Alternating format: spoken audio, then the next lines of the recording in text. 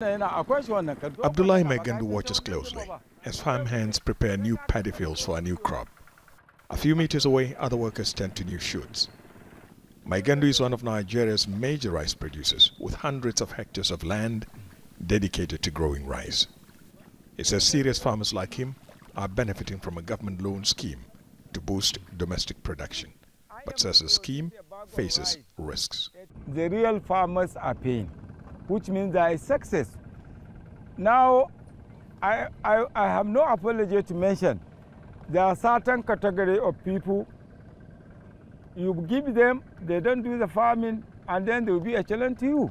They will say, it is a gift given to us. WANZAM leads a 34-member farmers cooperative and says they weren't told they would have to pay anything back. If it was made clear to us that it's a loan, we'd have known how to approach it. We didn't apply for it. So I can tell you that we won't pay back a dime. Not all of it was money. We consider it as gifts or assistance. After all, we see politicians take public funds with no accountability.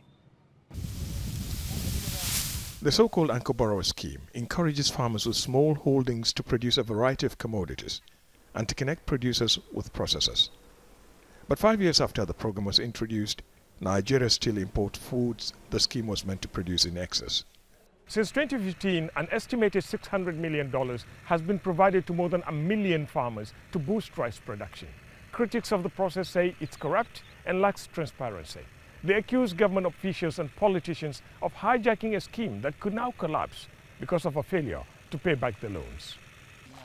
An estimated 40% of those who have received money have either failed or refused to fully repay. Some officials say that's often understandable.